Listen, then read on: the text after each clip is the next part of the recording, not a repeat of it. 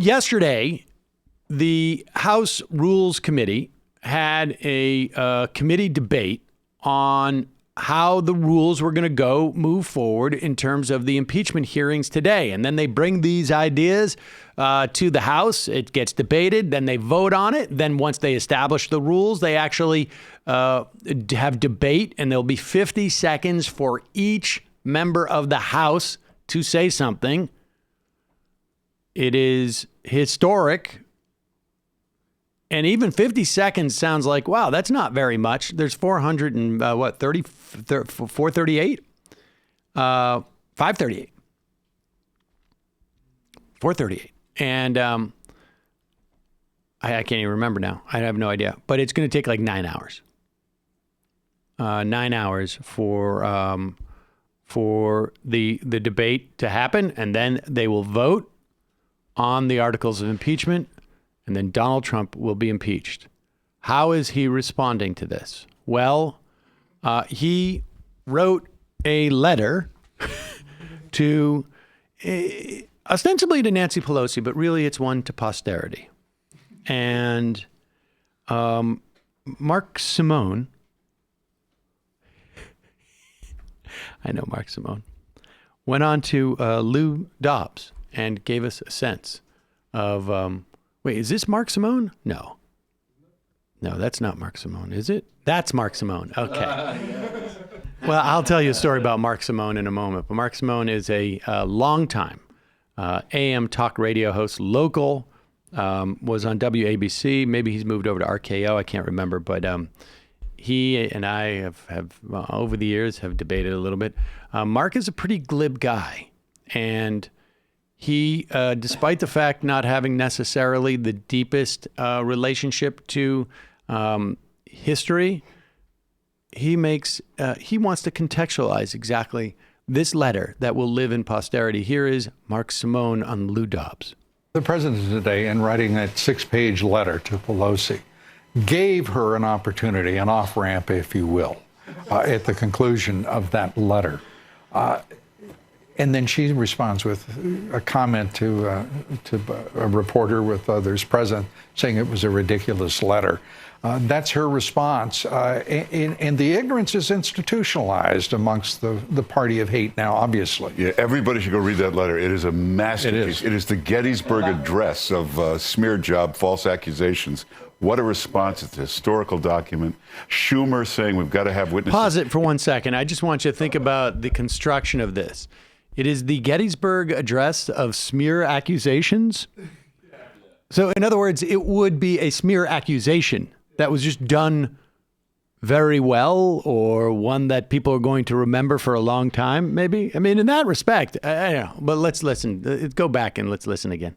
Amongst the party of hate now, obviously. Yeah, everybody should go read that letter. It is a masterpiece. It is the Gettysburg Address of smear job, false accusations. What a response. It's a historical document. Schumer saying we've got to have witnesses is his admission that they didn't make the case in those 2 weeks with those 17 witnesses. Yeah, there you have it. And that is the new line, incidentally, from the Republicans. The idea that Schumer said, let's have witnesses. It's a trial, and the impeachment itself is an indictment, which is obviously the bar is lower for an indictment than it would be a trial. And so if people feel that there was not enough time, the Republicans were not given enough time in the context of creating the indictment, by all means, it is only just to have witnesses in the Senate. But apparently the Republicans are not so happy. But let's get back to what Mark Simone calls the Gettysburg Address of smear job thingamajiggies, or whatever he said.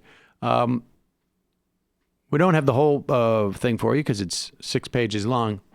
But Anthony Adamarick, who used to have a show called The President Show, did us all a huge favor and read the entire thing for folks. And here is, we'll just do, what page are we on here? This is right about towards the beginning. Towards the beginning, when Trump writes to express his strongest and most powerful protest against the partisan impeachment crusade.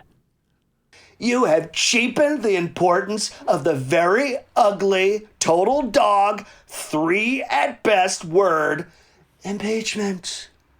By proceeding with your invalid impeachment, you are violating your oaths of office. You are breaking your allegiance to the Constitution, and you are declaring open war on American democracy. You dare to invoke the Founding Fathers in pursuit of this election scheme, yet your spiteful actions display unfettered contempt for America's founding, and your egregious conduct threatens to destroy that which our founders fledged their flary flies to flill.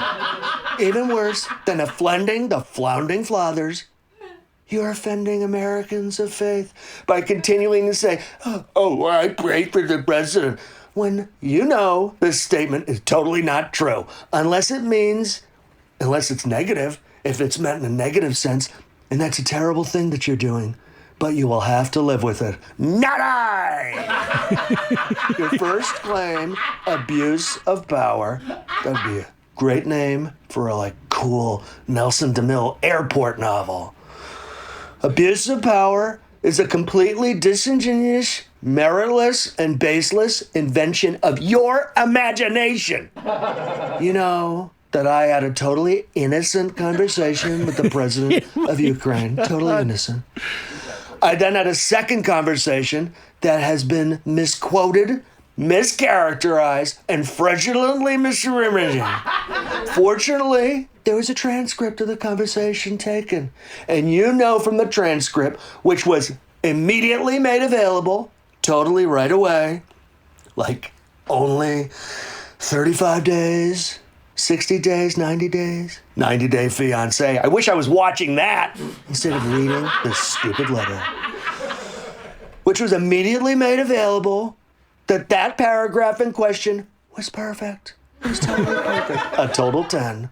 I said to President Zelensky, I would like you to do us a favor, though.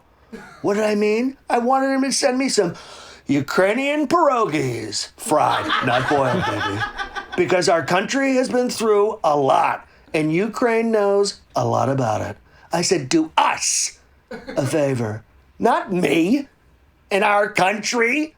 I said us, not a campaign. I meant U.S., U.S., not us like us. I was saying do U.S. a favor, but when I call the U.S., I call it us. I then mentioned the Attorney General of the United States. Every time I talk with a foreign leader, I put America's interests first. Okay, there's more, and frankly,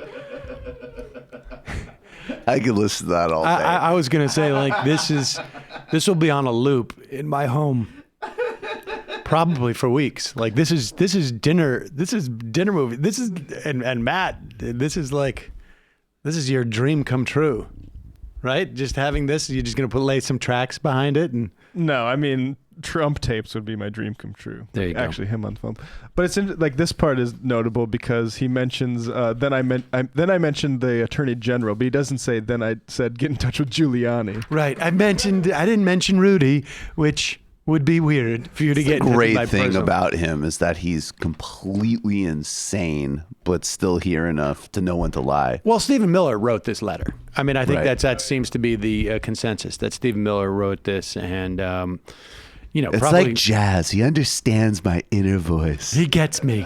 He gets me. It's more my letter to the Danbury Baptists where Jefferson talked about the separation of church and state. This is, if you want to put it into historical context, Simone, that's it.